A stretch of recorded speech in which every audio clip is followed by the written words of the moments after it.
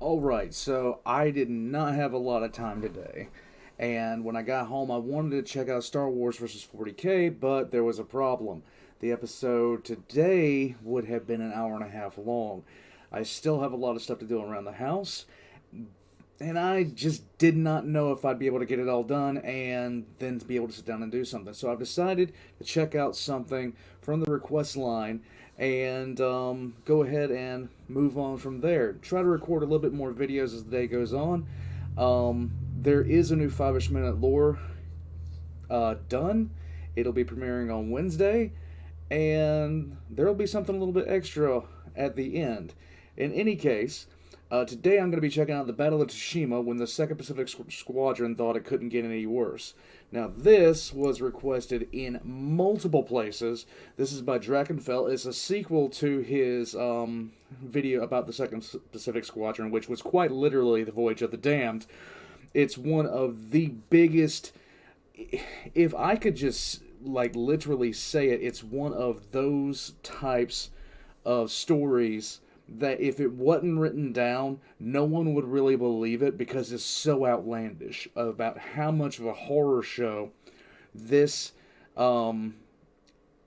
this squadron, this group of people were just put through. The mistakes that were made, the general incompetence on display, which has never been matched in any circumstance, not even close. Well, they're getting close to matching it.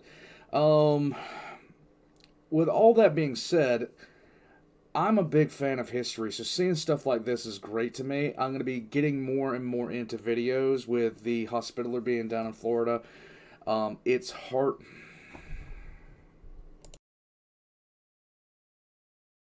I thought I was muted there for a second. I got a little bit annoyed at myself. I didn't know if I had been recording or not. One of my things was muted on my display, so it wasn't muted. There we go. I didn't blow a great intro. Well, with everything else being said, I'm going to check out this. I'm going to check out one other video tonight before I head off to go basically cook dinner and take care of the puppies, one of which is in here. I got to spend some puppy time in the next couple of days. But... if you guys are wondering, the Hospitaler's doing fine. She's just down there right now visiting with family. She's down way out of state. I'm hoping to have her back in town in a week and a half. And, yeah, send a lot of thoughts her way. I'm really missing her. It is very, very strange for me to be by myself here with no one around. When you're so used to someone being around you for so long, when they're gone, you're just constantly paranoid. I double and triple check logs. I check my oven at least 4 times to make sure I turned it off, even though that's her purview to leave it on. It's just one of those things. Yeah, I'm going to stop rambling. We're going to watch the Battle of Tsushima now. If you guys haven't already and you want to see more content like this, please jump on the Discord and put something in the request for reaction channel. I'm going to be trying to get to more and more of that stuff as it comes when I actually have the time to do it. Tomorrow's going to be a better day for that because Mondays I typically am getting home about an hour and a half later than I normally am. Today was just a little bit longer. Yeah, here we go. Battle of Tsushima, when the 2nd Pacific Squadron thought it couldn't get any worse.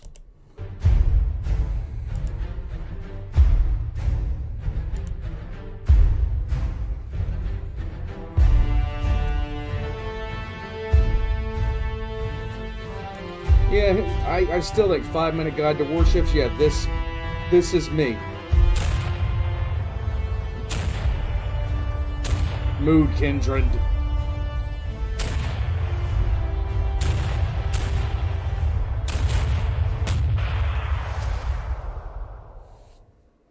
Welcome to this Wednesday's video. In a first, this is sponsored by the Great Courses Plus. More on them later, in the words of another famous YouTuber. Well, ladies and gentlemen, you've been waiting for it. Quite a few of you have been asking for it. And today we return to the 2nd Pacific Squadron, which is, of course, a Russian fleet. And being from Russia, the phrase, "and then it got worse," is practically a national motto. So let's pick up where we left off before.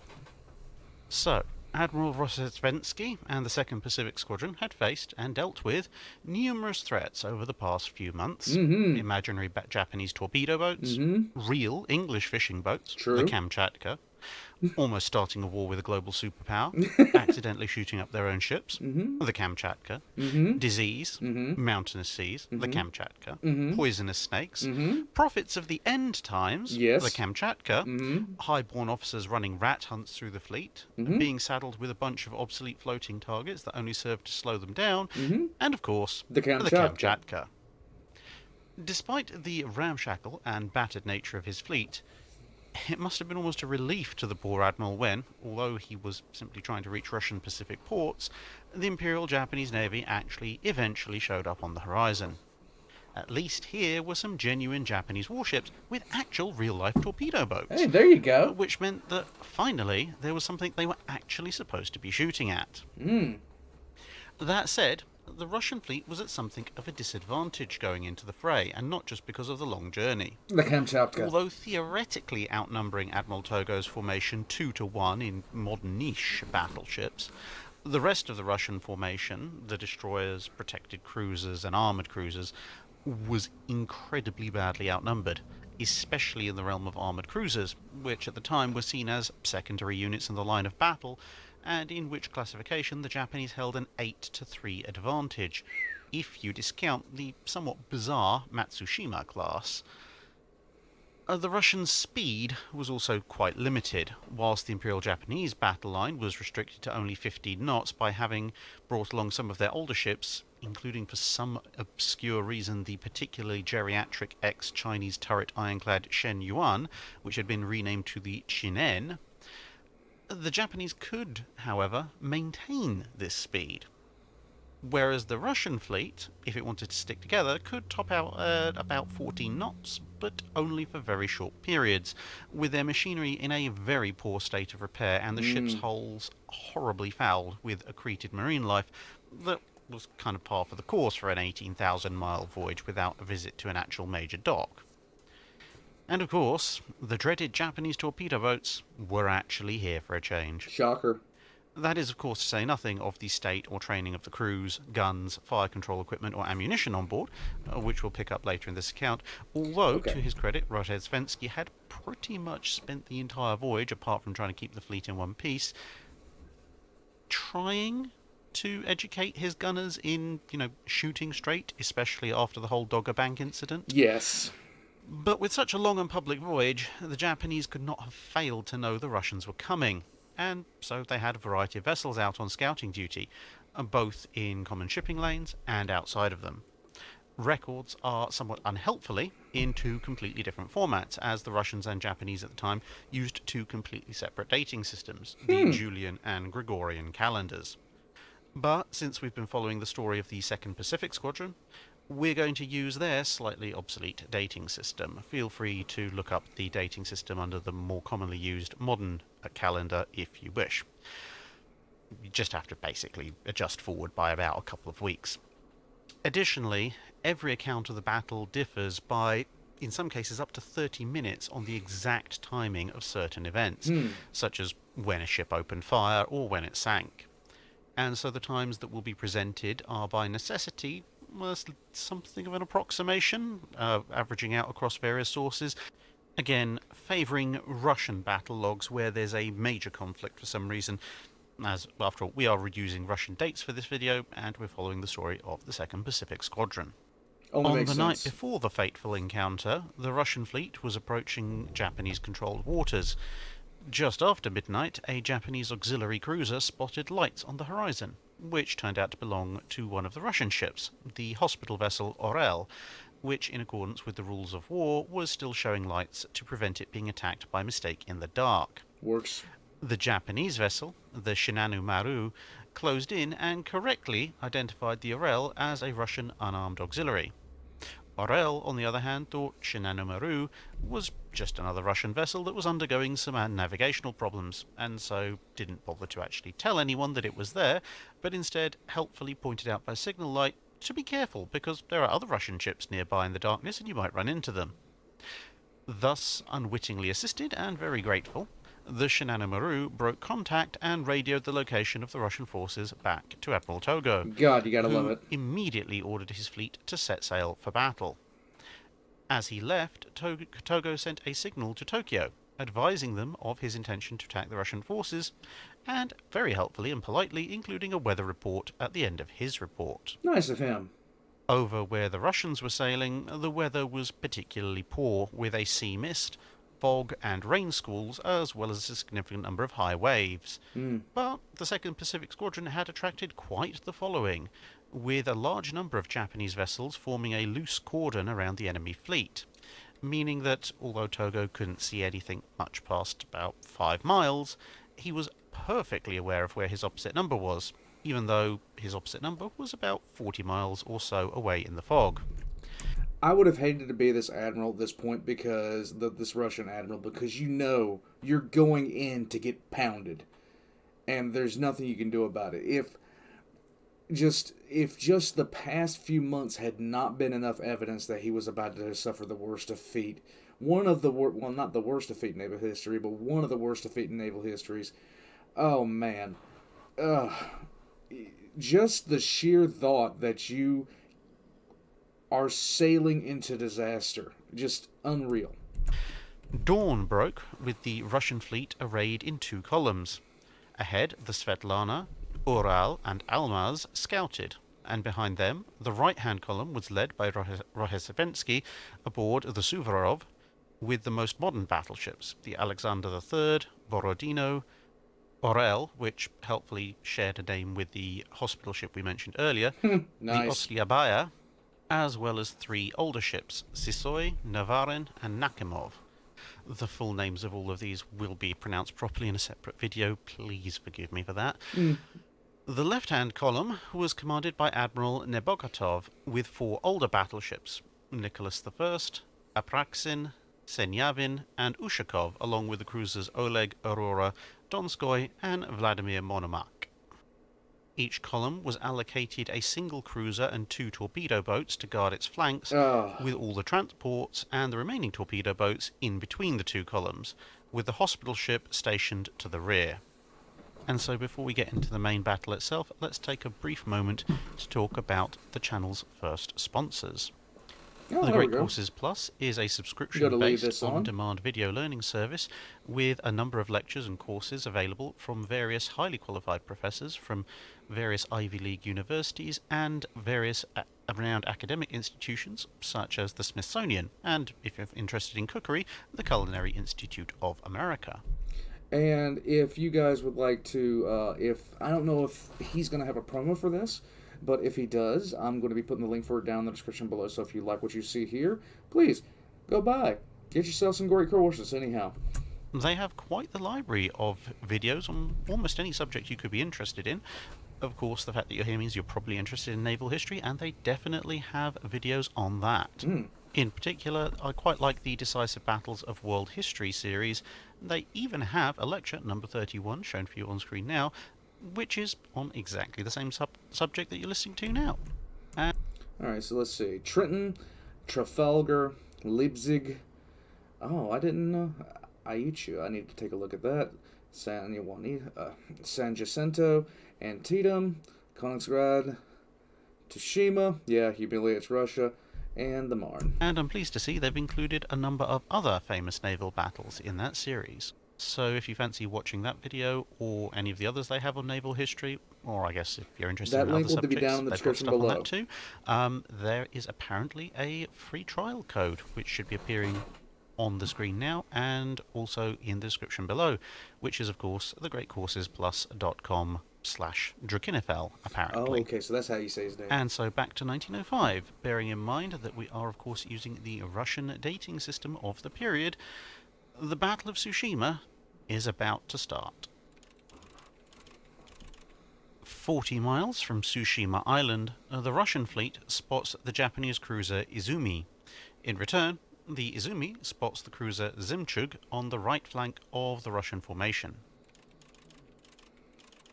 With the main Japanese fleet still very much in the distance, the Russians hoist flags to commemorate the Tsar's coronation day, even as they begin to receive signals from the ships at the rear of their formation that even more Japanese vessels are coming into view. Rozhesvensky orders the Russian fleet to assume battle formation, and the transports drop back. The battleships and armoured cruisers merge into a single long line of battle, with Rozhesvensky, of course, taking the lead aboard his flagship, the Suvorov, much as Togo is doing aboard Mikasa a few dozen miles away. It was so wild the way they used to do Four more warfare. Japanese cruisers appear to the west, and another steamer crosses the front of the Russian formation. Fearing a torpedo attack, the Zemchug fires several shots and the steamer withdraws. Rozhesvensky orders that there be no pursuit. Admiral Togo sends his men to lunch and surveys his fleet. The consequences of interference from St. Petersburg on the Russians' chances are quite telling. Without having to wait for the questionable ships of the 3rd Pacific Squadron, and without his subsequent rate of advance being further hampered by them, Rozhesvensky would have been in this area months earlier, when a number of Japanese ships would still have been in the shipyards repairing damage from encounters with the 1st Pacific Squadron. Instead, practically every combat-capable ship in the Japanese fleet is here, and Togo has spent the intervening time drilling his men over and over and over in gunnery. This was a which, to be fair, as far as he can, so has Rozhesvensky. Orel fires a single shot, that's the battleship, not the hospital ship, rapidly signalling apologies to the flagship, saying that it was an accidental discharge. Oh my god. But in a scene reminiscent of the very earliest days of the voyage, other ships, unsure of what's going on, begin to open fire as well on general principle. The older ships under Nebogotov are especially enthusiastic in their displays of gunnery. Not to be left out, the recently arrived Japanese cruisers fire a few shots in the general direction of the older Russian ships and slip away back into the fog. There you go. Rozhesvensky curtly signals his fleet not to waste ammunition, presumably hurling another set of binoculars into the sea. With the scouting elements of the Japanese fleet still the only ones visible, Rozhesvensky orders a course change to Vladivostok, which is his intended final destination, hoping against all hope that he's caught Togo flat-footed and the fleets won't have to engage. Because if he does, he's screwed. No sooner has the fleet settled onto this course than a small group of Japanese cruisers, an actual, real-life, all singing, all dancing, all features included, protected by the Emperor, torpedo boats, begin to move to cross the T of the Russian fleet. Worried about a torpedo attack on his lead battleships... Okay, so crossing the T. Crossing the T was a naval tactic where you would... Now, they would assemble in lines, and you'd see them basically going up in line. To cross the T was to go perpendicular to that. And determined to sweep this small formation aside, Rozhesvensky orders his main ships into a line abreast, a far more potent display of force that allows every forward-pointing gun on his capital ships to bear at the same time. Falling out of line ahead into line abreast does require a bit of skill and some clever handling, but 3 of the 4 leading battleships execute it perfectly. Good. Unfortunately, Alexander III gets it wrong, and turns the wrong way. Nice. Soon enough, the rest of the line is piling up in confusion as Rozhesvensky tries to decide whether burying his head in his hands, slamming it repeatedly into the nearest bulkhead, or screaming incoherently whilst hurling binoculars at every ship in sight is more becoming for a man of his position. Wearily, he cancels the order and orders the ships back into line-ahead formation instead. This first gave him 2 columns once again, this time with the 4 leading ships, including himself on the right, and everybody else in their own line to port. What he really needed was some more time to re-establish the single line-ahead formation, as the small Japanese squadron that had prompted all this had quietly slipped away in the confusion. But he wasn't going to be granted that time. Admiral Togo meets up with Admiral Dewa's squadron, which has been keeping watch ahead of the Russian formation. Shortly thereafter, the Japanese fleet turns south-southwest and makes direct contact with the Russian fleet. A British observer aboard one of the Japanese ships noted this as a moment calling for prompt and dedicated action. Understatement of the century, really, there. On the Russian side of things, the command elements of the fleet headed for their ships' various conning towers. As the Imperial Japanese Navy began to cross the Russian T, both sides stared intently at each other, waiting for just the right moment. Since Togo had an actually good signals officer, he had prearranged most of his signals, and so a simple flag, Z, was hoisted soon after. At the time, the Imperial Japanese Navy was strongly influenced by the Royal Navy, and the pre-written message that the flag signified has more than a touch of Nelsonian inspiration to it. The Empire's fate depends on the results of this battle. Let every man do his utmost duty. Nice. Having closed the distance down to almost within main battery range, the Japanese fleet now begins a U-turn to bring them back across the face of the Russians at this new decreased range. But for a few minutes, the leading ships of their fleet will be practically stationary. This is an excellent opportunity to start landing some hits. They don't. At the orders of Rozhesvensky, Suvorov opens fire, along with Alexander III and Borodino. Behind them, other ships are still trying to assemble into a line ahead, and the lead ships are in the way. Nevertheless, despite the privations and trials of their long voyage, at least some of Rozhesvensky's lessons have stuck. The first shell hits the water scarcely 20 yards away from the Mikasa, followed shortly thereafter by dozens more. As the formations progress, more and more Russian ships add their fire, until within the space of 5 minutes, Mikasa is hit 19 times without scoring a single hit in reply. The sea around the Japanese flagship boils and steams from the sheer number of near misses. Togo orders Mikasa to open fire. At first, the Japanese shots are wide, very wide, and implausibly it looks like the Russians are actually going to have the better of this gunnery duel. But nerves steady, and corrections are made. Every Japanese battleship now opens fire at the Suvorov, whilst the armoured cruisers in the battle line concentrate on the Oslyabaia, as this ship is ostensibly flying the flag of the Russian second-in-command. But unknown to most of the crew, and certainly unknown to the Japanese, he actually died several days ago. The flag is present purely for morale purposes, to make the Russian crew believe that the Admiral is still there, only in his sickbed. Wow. Not helping matters is that in the confusion of the Russian ship's manoeuvring, Oslyabaia is forced to almost slow to a halt in order to avoid the Oryol dead ahead. She's being engaged by no less than 6 armoured cruisers at once. The first Japanese shell hits the Russian flagship. It's loaded with shimosa, a picric acid explosive that burns significantly hotter and with significantly more power than the gunpowder and gun cotton charges used in other fleets at the time. The shell, when it explodes, also bursts with a brilliant curtain of flame. The Japanese have also done other things, such as increase the bursting charge itself by a factor of 3 in terms of mass, and the fact that many actually explode on impact makes little difference to overall damage, as the powerful shockwaves rip into the ship's superstructure, and superheated flames cause the mixture of many layers of paint, a few leftover wooden fittings, and the coal dust, grime, and other accumulations from the long voyage left on the decks and superstructures of many Russian ships to ignite. God. And soon, flames are licking up many ships in the increasingly disorganized battle line. Absolute powder kegs. This would be the first true test of pre-dreadnoughts in combat, and it was rapidly revealing a number of unexpected weaknesses. Thinner steel plates designed to protect from blast and splinters on the upper parts of the hull and superstructure were torn apart by the violent shimosa explosions, and turned into whirling storms of shrapnel.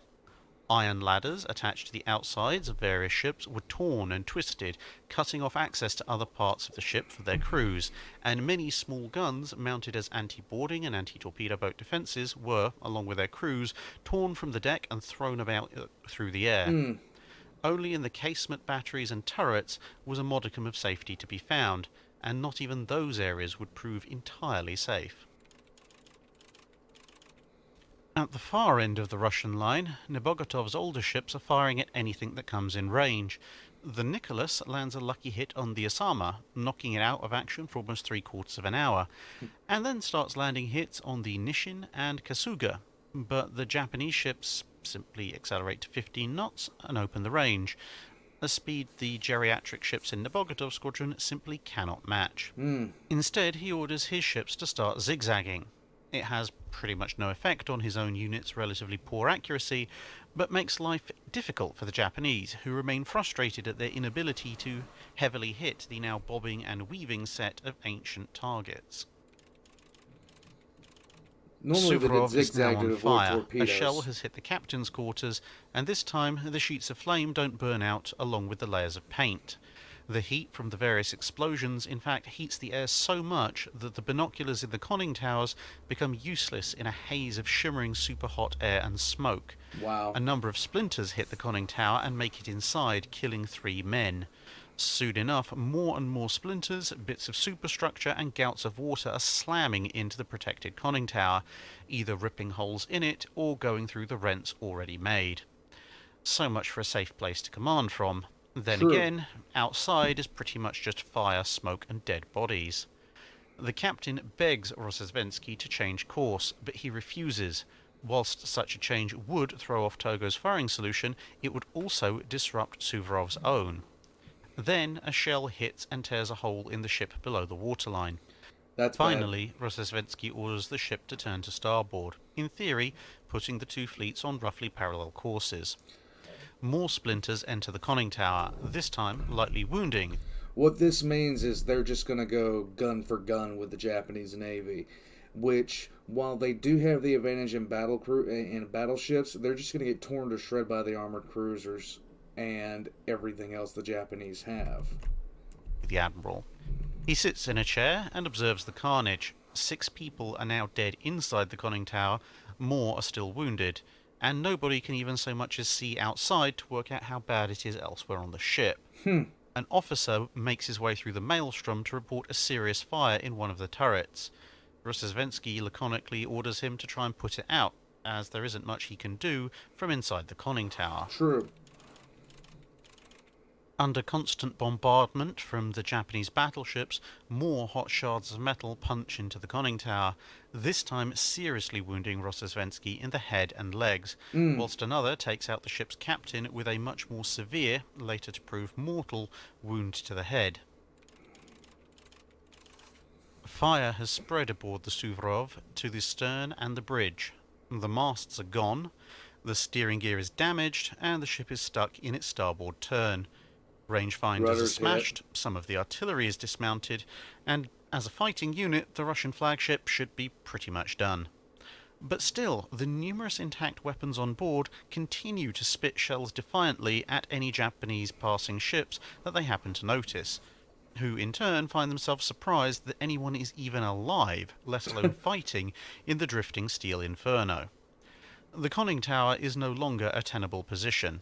Only 4 men are left alive, all wounded.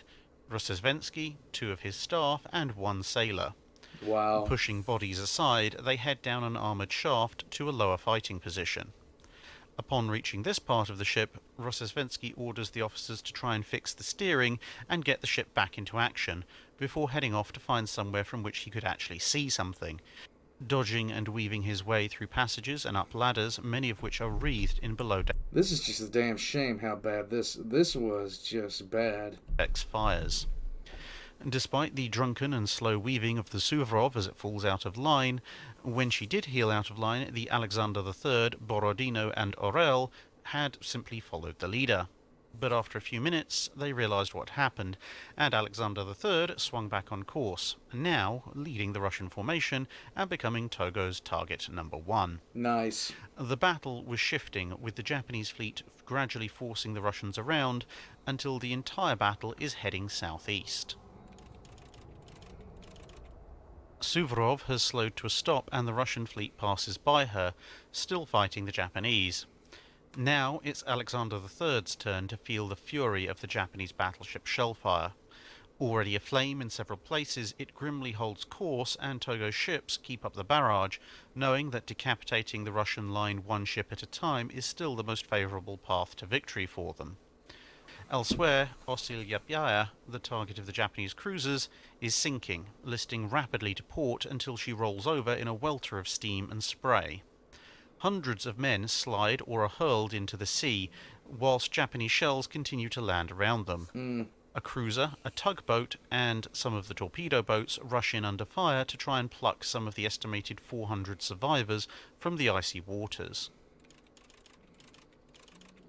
Sysoy Veliki is hit and begins flooding. Over the next hour, she will be hit by a total of 9 shells of 3 different calibers, setting her on fire and severing the water supply to the firefighting equipment. Ugh. As the rear of the Russian line finally comes into action, the two most efficient units in the Russian fleet, the cruisers Oleg and Aurora, finally manage to get into the fight, and almost immediately get caught in a Japanese crossfire. Both ships return fire and begin evading torpedoes which have been spotted in the water. Somewhere in the middle of all of this, the Kamchatka is slowly sailing in circles, gradually slipping under by the stern, finished off, ironically enough, not by torpedo boats, but by mundane Japanese gunfire from their cruisers. Wow. Now utterly ablaze, Alexander III heels out of line. Borodino, suicidally some might argue, takes its place as the leader. A search for Rozhesvensky aboard the Suvorov finally locates him, having been hit by still more shell splinters in the starboard 6-inch gun turret, apparently having been helping fire it until a hit reduced the rest of the gun crew to scattered debris. He asks for new gunners, but is told the gun is completely wrecked. The fog begins to thicken again, and the gunfire between the two main battle lines dies off for a bit. But further back, amidst a scattering of disabled and burning Russian ships, the fog is thinner, and Japanese cruisers and destroyers continue a methodical execution of anything that's still afloat. Oh, God.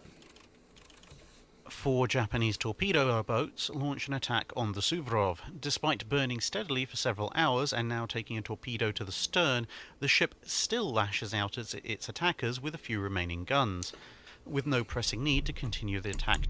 I got a feeling the ship is only afloat due to the sheer rage of the Admiral. It won't die. To closer range, the torpedo boats fall back, noting the position for a night attack if Suvorov survives that long. Sysoy Veliki makes a surprise return to the fray, having extinguished her fires, albeit coming into the fight with a bad list to port. The Japanese armoured cruiser Nishin has been hit badly. Shells have sheared off several main guns and virtually disarmed the vessel. In the middle of all this, one ensign Isoroku Yamamoto loses 2 fingers to the remains of an explosion. If he'd lost a third, he would have been invalided out of military service. Thus, by the retention of a single digit, would there be rather large consequences a few decades later on down the line. With little else to do, Rozhesvensky stayed in the shattered gun turret and eventually passed out. Now, the Russian torpedo boat Buini hoves into view. Captain Kolometsev barely recognizes the flagship.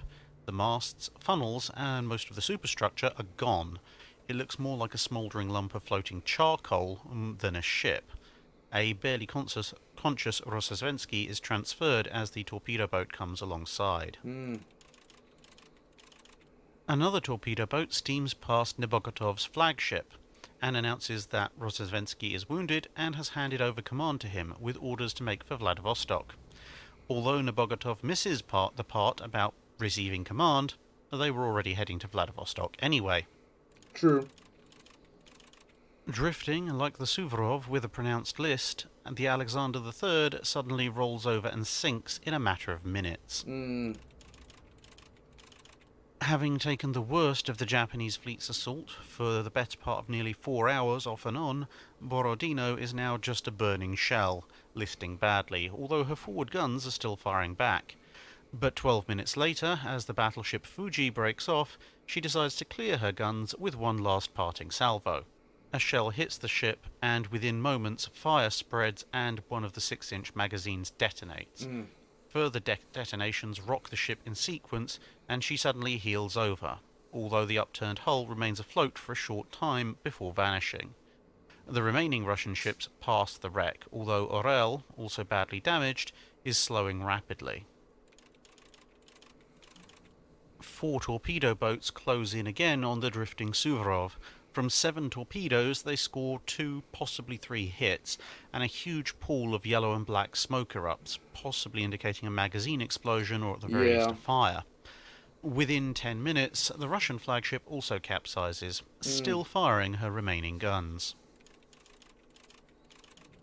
Well, at least they went down Togo swinging. orders his ships to cease fire and withdraw. Russian torpedo boats are just as much a concern for him in the darkness as the Japanese equivalents are to the Russians. But unlike them, Togo can actually do something to protect his battleships from the Russians. Battered and still afloat, Nabogotov's squadron turns southwest to try and evade the Japanese ships. With the darkness now total, Nabogotov's units try to head northeast again, but one by one, either through damage or lack of trust, Russian ships begin to drop back or peel away from the formation. Over the night, Japanese torpedo boats attack several times, amongst other things scoring what will eventually be a mortal hit on the Sisoi Veliki and a similar hit on the cruiser Admiral Nakimov.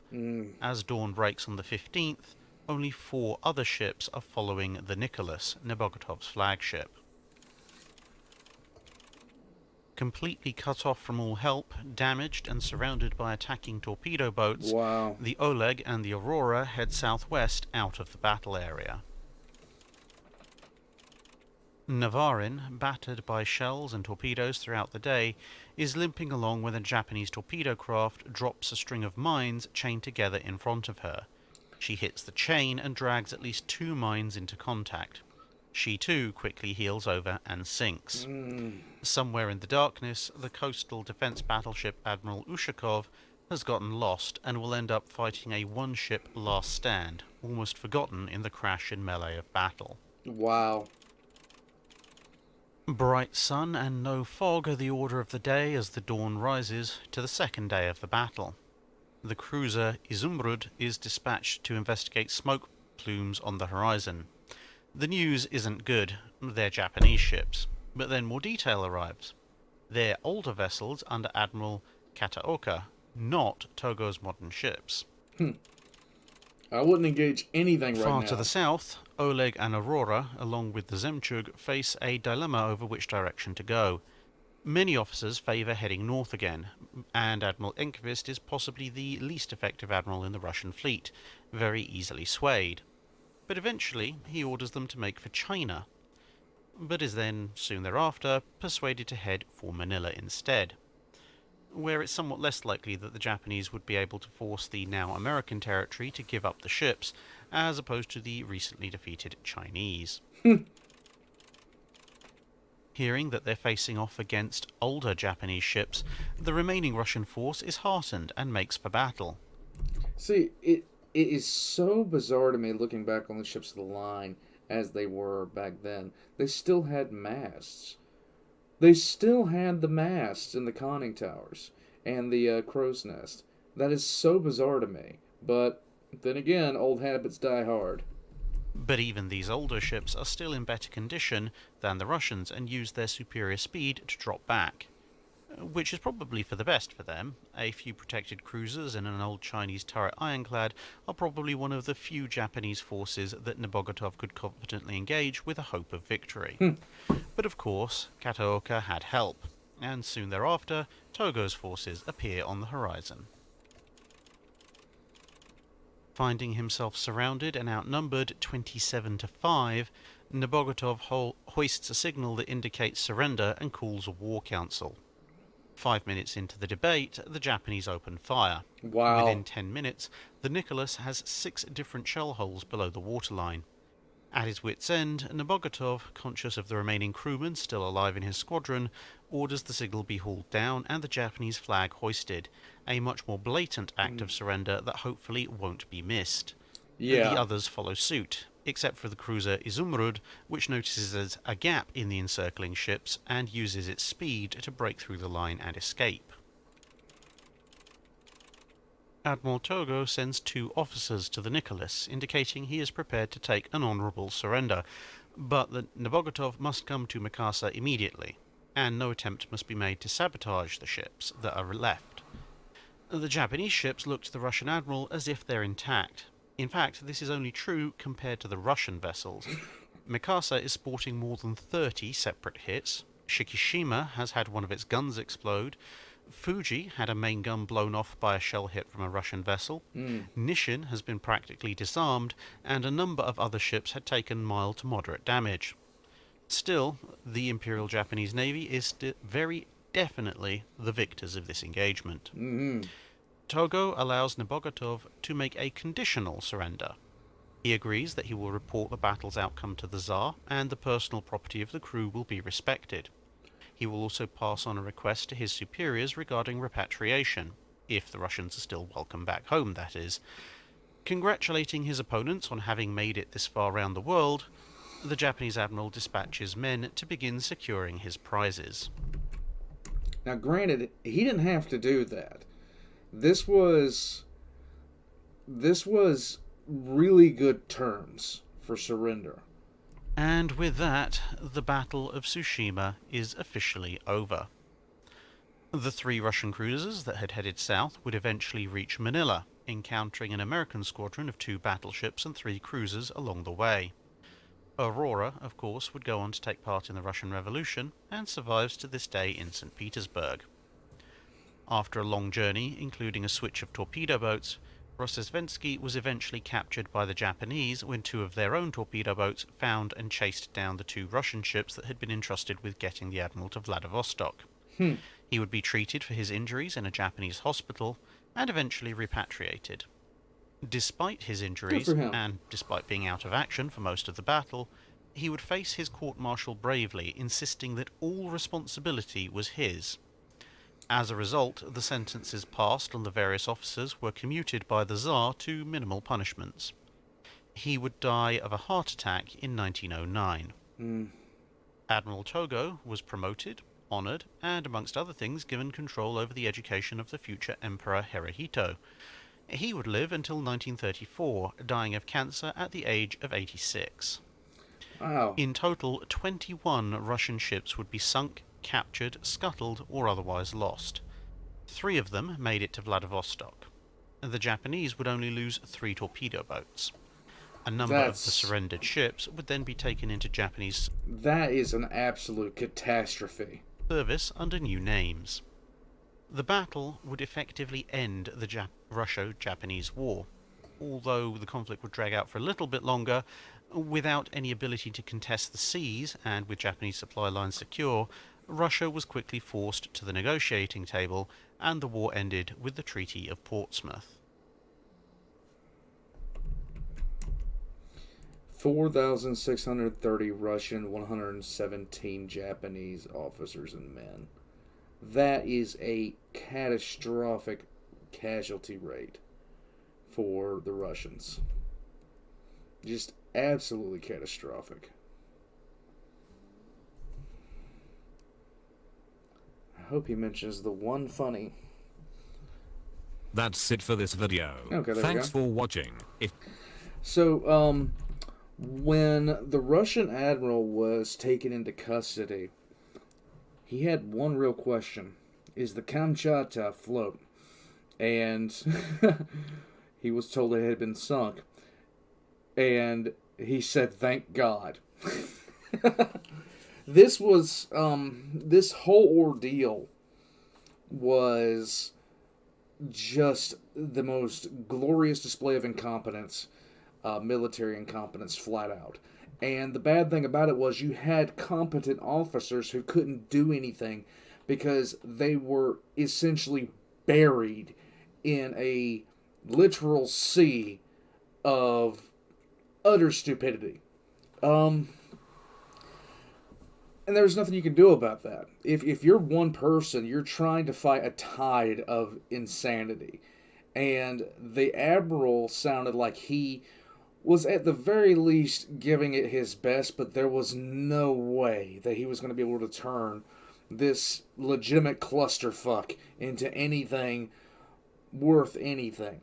The rate of casualties the Russians suffered in both ships and personnel, that is an absolute catastrophe. But, I mean, what can you... this is the kind of story that, as somebody who was in the Navy myself, this is the kind of story that you just don't want to have said about your country ever. This kind of loss, this kind of absolute national embarrassment. In any case, like and subscribe if you guys haven't already. If you'd like to see more stuff like this, the Discord's down below. And if you'd like to support the channel, I have a Patreon down below. All of his links are going to be in the description down below, so if you want to see the original video for this, watch it on your free time. Or if you want to check out his link to his sponsor, it'll be down below. In any case, I'll catch you guys next time.